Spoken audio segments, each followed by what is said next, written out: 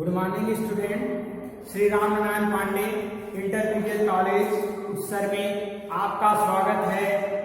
मैं पवन पांडे आज आपके सामने क्लास 9th के साइंस विज्ञान में रसायन विज्ञान खंड के जो है वह पहले चैप्टर में तापमान परिवर्तन के प्रभाव को आज हम पढ़ेंगे। तो इसके पहले वाले वीडियो को आप हमारा जहाँ तक उम्मीद है देखे होंगे, तो उस वीडियो को जरूर देखिएगा। उसमें कहाँ तक चला था, तापमान परिवर्तन के प्रभाव में पहला प्रभाव हमने बता दिया था। उसमें क्या था, गलनांक बिंदु हमने बताया था, और जो है संगलन की जो है प्रसुप्त ऊष्मा आप लोगों ने मैं समझा दिया था। आज हम उसी तापमान परिवर्तन के प्रभाव में आज दूसरा पॉइंट पढ़ेंगे, और वो पॉइंट क्या है, क्वथनांक बिंदु। तो ध्यान दीजिए बच्चों, क्वथनांक बिंदु क्या होता है। क्वथनांक बिंदु यानी जिस ताप पर द्रव अपनी अवस्था को छोड़कर गैसीय अवस्था में परिवर्तन हो जाता है, उसे ही हम क्या कहते हैं बच्चों, क्या कहेंगे, उसे हम क्वथनांक बिंदु कहते हैं। फिर से एक बार, जिस ताप पर कोई द्रव, जिस ताप पर, यहां पे देखिए, जिस ताप पर कोई द्रव अपनी अवस्था छोड़कर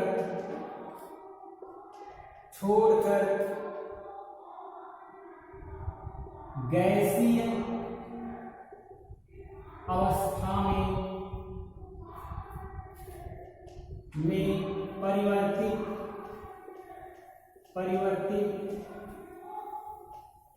हो जाता है, उसे हम क्या कहेंगे, उसे क्वथनांक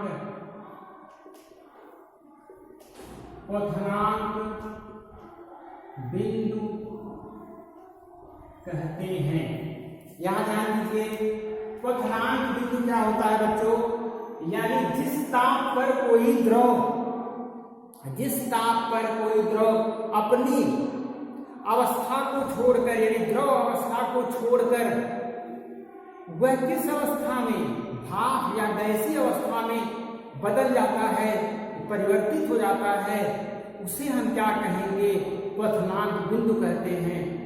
जैसे जो आपका पानी होता है, जैसे ये जो पानी है, ये पानी क्या होता है, 100 डिग्री सेंटीग्रेड पर वह अपनी अवस्था को छोड़कर किसमें, भाप में बदलना शुरू कर देगा। ये चीजें गैस का क्या होता है, यानी जो गैस जो बदलता है वो पानी जो है, वो पानी को हम जब तक 100 डिग्री सेंटीग्रेड का ताप नहीं देंगे तब तक वो जो है गैसीय अवस्था में नहीं बदल पाएगा, यानी परिवर्तित होना स्टार्ट कर देगा किस टेम्परेचर पे, 100 डिग्री सेंटीग्रेड पर। तो आप कह सकते हैं कि जो द्रव है वह द्रव का क्वथनांक बिंदु क्या होता है, 100 डिग्री सेंटीग्रेड होता है। जल का क्वथनांक बिंदु क्या हो जाएगा, 100 डिग्री सेंटीग्रेड हो जाएगा। यानी यहाँ पे आप लिख सकते हैं, जल का क्वथनांक बिंदु 100 डिग्री सेंटीग्रेड। जल का क्वथनांक बिंदु क्या हो जाएगा बच्चों, 100 डिग्री सेंटीग्रेड हो जाएगा। यानी ये जो जल है, जल को हम जो उष्मा देंगे वो क्या, 100 डिग्री सेंटीग्रेड का अगर जो उष्मा देंगे तो वह अपनी अवस्था को जो है छोड़ देगा और पुनः किस अवस्था में आ जाएगा, भाप अवस्था में आ जाएगा। तो ये चीजें आपका क्या था, क्वथनांक बिंदु था। अब हम यहाँ से इसी क्वथनांक बिंदु से समझेंगे क्या, वाष्पीकरण की युक्त उष्मा। देखिए ये चीजें आपके परीक्षा में आते हैं, जिसको बहुत ध्यान देके आप लोग सुनिएगा और नोट करते रहिएगा वीडियो को, जो भी इसमें बताया जा रहा है उसको आप लोग अपने कॉपी में नोट करते रहिए। तो ये चीजें देखिए क्या है, वाष्पीकरण की गुप्त उष्मा। वाष्पीकरण की गुप्त उष्मा क्या होती है बच्चों, एक वायु यानी वायुमंडलीय दाब पर वायुमंडलीय दाब पर 1 किलोग्राम का अगर जो द्रव रहेगा, वायुमंडलीय दाब पर 1 किलोग्राम का द्रव को जितनी उष्मा दे कि वह अपनी अवस्था में पर क्या हो जाए, अगली अवस्था में परिवर्तन हो जाए, यानी वो भाप अवस्था में आ जाए, तो हम उसे क्या कहेंगे, वाष्पीकरण की गुप्त उष्मा कहेंगे। यानी 1 किलोग्राम द्रव को भाप में परिवर्तित करने के लिए, यानी गैसीय अवस्था में परिवर्तित करने के लिए जितनी उष्मा की आवश्यकता होती है उसे ही हम क्या कहेंगे, वाष्पीकरण की गुप्त उष्मा कहते हैं। उसे क्या कहेंगे बच्चों, हम वाष्पीकरण की गुप्त उष्मा कहते हैं। देखिए क्या कह रहा है कि हम किसी भी द्रव को 1 किलोग्राम द्रव रहे उसे हम जितना हीट कर दें, उष्मा जितना दे दे और वह द्रव अपनी अवस्था को छोड़ दे, यानी भाप में परिवर्तित हो जाता है, तो उसे जो हम कह रहे हैं क्या कहेंगे कि हम उसे कहेंगे वाष्पीकरण की गुप्त उष्मा कहेंगे। तो यहाँ पे ध्यान दीजिए, जैसे इसको हम यहाँ पे समझे, ये चीजें इसके कंसेप्ट को समझे, इसमें क्या होता है बच्चों, तो इस फिगर को आप लोग ध्यान दीजिए। इसमें एक स्टैंड है, यहाँ पे देखिए एक स्टैंड है और ये चीजें इसमें हमने क्या करते हैं, स्टैंड को रखा है और यहाँ पे हमने एक बर्नर लगा दिया जहाँ से हम क्या हीट करेंगे, यहाँ से इसको जो है हीट करेंगे हम। तो यहाँ पे क्या करेंगे, हम तापमान देंगे, हीट का मतलब तापमान देंगे, और यहाँ पे एक बीकर है जिसमें क्या भरा हुआ है, पानी भरा हुआ है, और इसको एक स्टैंड से एक थर्मामीटर, इसके पानी के अंदर एक थर्मामीटर हमने डाल दिया है जो कि टेम्परेचर को बताता है। तो थर्मामीटर को स्टैंड से हमने कस दिया है, एक क्षण में लिया है मान लीजिए ढूंढने के लिए, तो एक क्षण आप लोगों के यहाँ पे मैंने लगा दिया है, इसमें पानी भर दिया है, ये बर्नर है, इसमें हम क्या कर देंगे, यहाँ से हम जो है वो उसको उष्मा देंगे, यानी ताप यहाँ से हम देंगे। तो ताप देने पर हम देखेंगे कि इसकी अवस्था में परिवर्तन कब होगा। हमने आप लोगों को क्वथनांक में बताया, जब हम इसे 100 डिग्री सेंटीग्रेड का ताप दे देंगे तो इसकी अवस्था में क्या हो जाएगा, परिवर्तित हो जाएगा, ये अपनी अवस्था में परिवर्तित होकर पुनः किस में बदलने लगेगा, ये पुनः भाप में बदलने लगेगा। जब हम इसे 100 डिग्री सेंटीग्रेड का मान लीजिए ताप दे रहे हैं तो यह क्या हो जाएगा, भापीय अवस्था में बदलना स्टार्ट हो जाएगा, गैसीय अवस्था में बदलना स्टार्ट हो जाएगा। ये हमने समझा। लेकिन उसके बाद यहाँ पे क्या कर रहा है, 100 डिग्री सेंटीग्रेड पर जब भाप में बदलना शुरू कर दे रहा है तो हम उष्मा देना बंद नहीं कर रहे हैं, हम उष्मा को फिर दे रहे हैं। तो उष्मा जब फिर दे रहे हैं तो देख रहे हैं क्या कि थर्मामीटर जो है, थर्मामीटर में रीडिंग बताता है, यानी ये 100 से मान लीजिए डिग्री सेंटीग्रेड से बढ़ ही नहीं रहा है, जबकि हम इसको उष्मा दे रहे हैं। तो आप बताइए, जब हम किसी भी जो है द्रव को उष्मा दे रहे हैं तो थर्मामीटर उसका ताप बढ़ना चाहिए, लेकिन ताप नहीं बढ़ रहा है। क्यों नहीं बढ़ रहा है, यही चीजें तो आपको इसमें समझाया जाएगा, यही चीज इसमें समझाया जा रहा है। जो थर्मामीटर है वो उतने ही टेम्परेचर पे आपको बदल के दे रहा है जितने टेम्परेचर पर जो द्रव है वह क्या हो जाए, अपनी अवस्था को परिवर्तित कर दे, यानी भाप में बदल जाए। तो कहने का मतलब क्या है कि जो उष्मा होता है, जो हम उष्मा देते हैं द्रव अवस्था से गैसीय अवस्था में बदलने के लिए, वह केवल क्या होता है, अवस्था परिवर्तन के लिए होता है। केवल उसका अवस्था परिवर्तन होगा, यानी द्रव रहेगा तो वो गैस में हो जाएगा, न कि उसमें जो है थर्मामीटर में 100 से 120 से 130 से 140 200 डिग्री सेंटीग्रेड का हो जाएगा। तो आपका जो है आप इतना हीट कर रहे हैं तो उसको आप देख रहे हैं कि हीट करते करते जल खत्म हो जाएगा। तो क्या हो जाएगा, थर्मामीटर में रीडिंग वही देगा, क्योंकि थर्मामीटर में जो रीडिंग देता है, जो देगा वह केवल क्या होगा, उसकी जो वाटर है, जो पानी है, उसके अवस्था परिवर्तन के लिए ही उत्तरदायी है। तो ये इसका मेन कंसेप्ट है। इसी कंसेप्ट पे पूरा आपका क्या हुआ है, फिगर यहाँ पे बना हुआ है।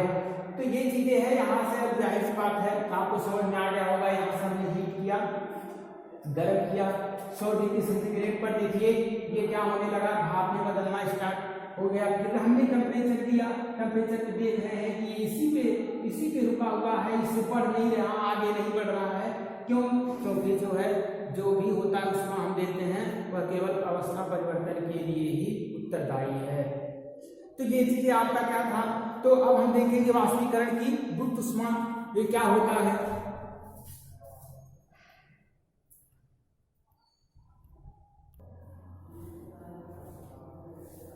हाँ बच्चों, तो यहाँ देखिए वाष्पीकरण की गुप्त उष्मा। तो वाष्पीकरण की गुप्त उष्मा यही होती है कि वायुमंडलीय दाब पर यहाँ पे मान लीजिए 1 किलोग्राम का क्या है द्रव है। यहाँ पे जो द्रव है वो 1 किलोग्राम है। वायुमंडलीय दाब पर देखिए 1 किलोग्राम का द्रव को गैस में बदलने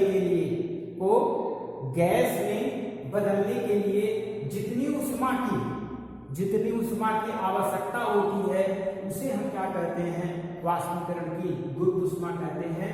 यानी इसमें हम जब ये जो 1 किलोग्राम का द्रव है, ये 1 किलोग्राम का द्रव है यानी वाटर है, पानी है, इसको हम क्या कर दें, द्रव अवस्था में जाने के लिए जितनी हमको उष्मा की आवश्यकता होगी, जितना हम तापमान की आवश्यकता यहाँ पे होगी कि ये द्रव अवस्था में बदल जाए, उसे ही हम क्या कहेंगे, वाष्पीकरण की गुप्त उष्मा कहते हैं।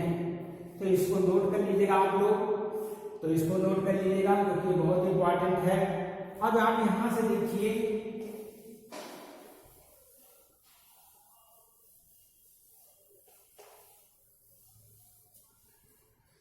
बच्चों, यहाँ पे तीसरा पॉइंट आप लोग का है तापमान परिवर्तन के प्रभाव में। तीसरा पॉइंट आप लोग का क्या है, ऊर्ध्वपातन। देखिए ऊर्ध्वपातन क्या होता है, ऊर्ध्वपातन किसे कहते हैं। ऊर्ध्वपातन जब कोई ठोस वो सीधे द्रव अवस्था में बदल जाए, यानी जब कोई जो ठोस होता है वो सीधे जब कोई ठोस वो सीधे क्या होता है, द्रव अवस्था को छोड़कर गैस अवस्था में बदल जाए, यानी वह क्या डायरेक्ट ठोस से क्या होता है, गैस में बदल जाता है, तो हम उसे क्या कहते हैं बच्चों, हम उसे क्या कहेंगे, ऊर्ध्वपातन क्रिया कहेंगे। ऊर्ध्वपातन क्रिया क्या होता है, जब कोई ठोस सीधे गैस अवस्था में बदल जाए, अपनी द्रव अवस्था को छोड़कर सीधे गैसीय अवस्था में बदलता है, तो हम उसे क्या कहते हैं, ऊर्ध्वपातन। तो यहां पे हम लिख लेते हैं, जब कोई ठोस सीधे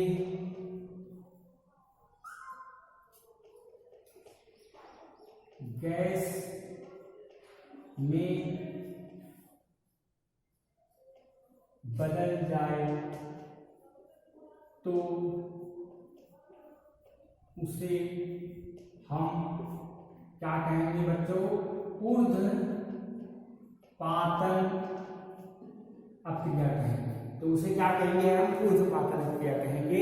ऊर्ध्वपातन किसे कहते हैं, यानी जब कोई ठोस सीधे किसमें बदल जाए, द्रव अवस्था में बदल जाता है, द्रव अवस्था को छोड़कर द्रव अवस्था को छोड़ेगा और किसमें बदलेगा, सीधे गैस में बदलेगा, तो वही चीज आप लोग का क्या हो जाएगा, हम क्या उसे कहेंगे, यहाँ पे ये ऊर्ध्वपातन है।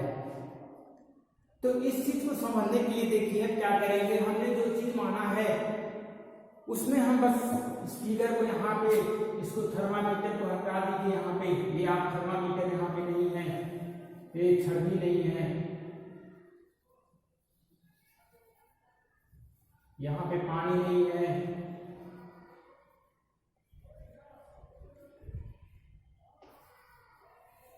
यहाँ देखिए बच्चों इसको फिगर कैसे बनेगा,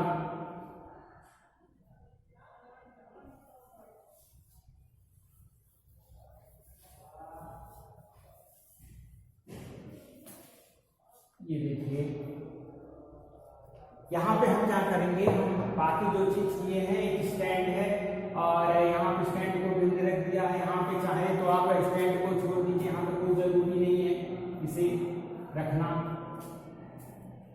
ये चीज। अब बच्चे यहाँ पे ध्यान दीजिए क्या किया जाएगा, एक हमने यहाँ पे क्या कर दिया है, यहाँ पे बर्नर है, बर्नर के बाद एक यहाँ पे चाइनीज डिश है, इसे चाइनीज डिश कहते हैं। इसमें हम क्या करेंगे, कोई ठोस कोई ठोस पदार्थ हम भी रखेंगे और फिर हम इसी के ऊपर एक बर्नर रख देते हैं। इसी के ऊपर क्या करेंगे हम बच्चों, एक इस रूप में से क्या करेंगे, ऐसे एक बर्नर रख देंगे।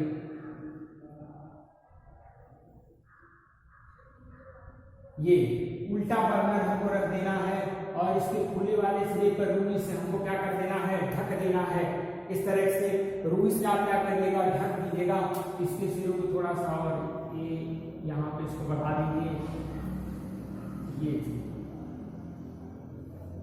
हमने देखिए क्या किया है, हमने इस फिगर को चेंज कर दिया है। इस फिगर को हमने क्या कर दिया, बाकी सब वही रहेगा। बर्नर है, बर्नर को हमको हीट करना है। ये हम जानते हैं। ठोस को हमको सीधे गैस में बदलना है, तो कोई ठोस अभी बताएंगे ठोस में क्या रहेगा।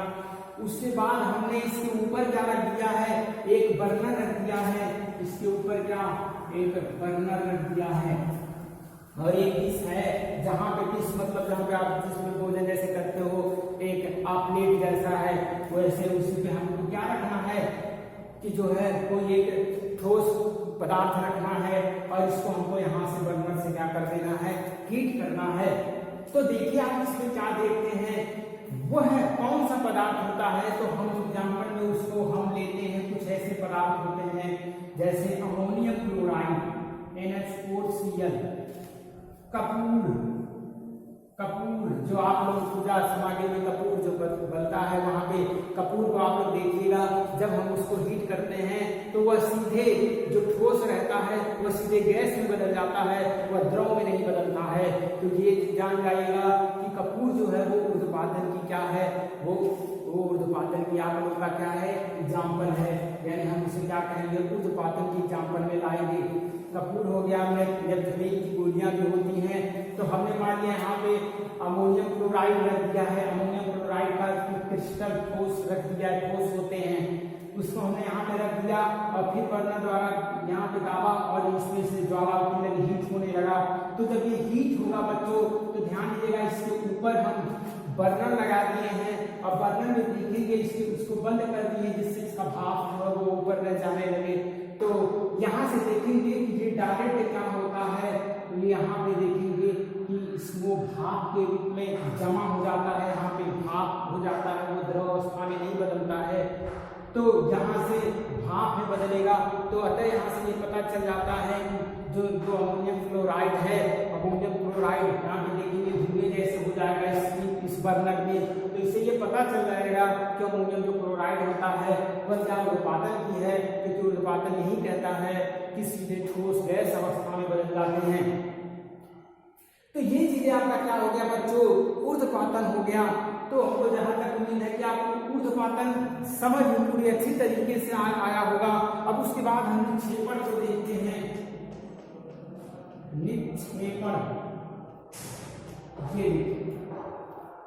निक्षेपण क्या होता है बच्चों, ये ध्यान देना है आप लोगों को। निक्षेपण कहते किसे हैं, देखिए जस्ट ऊर्ध्वपातन का उल्टा होता है निक्षेपण।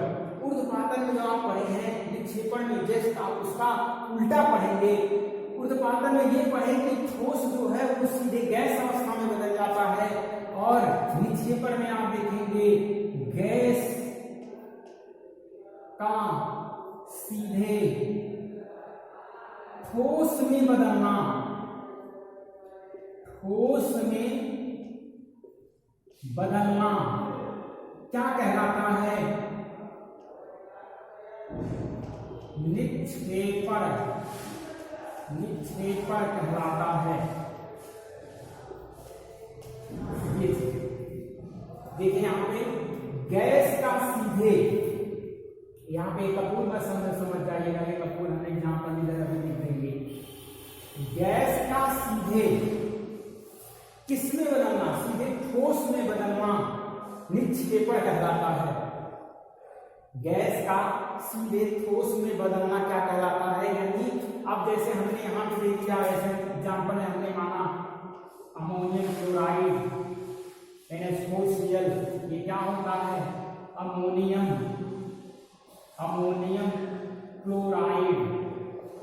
क्लोराइड और एक ये कपूर, ये चीजें हमने ये बता दिया कि गर्म किया तो ये भाप में बदल गया। अब ये इसको फिर हमने ठंडा कर दें, इसको हम फिर क्या कर दें, ठंडा कर दें तो हम देखेंगे जो अमोनियम क्लोराइड का अवक्षेप रहेगा वो इस जगह पे आके क्या हो जाएगा, सीधे जमा हो जाएगा, यानी ठोस अवस्था में इस तरीके से आपका हो जाता है।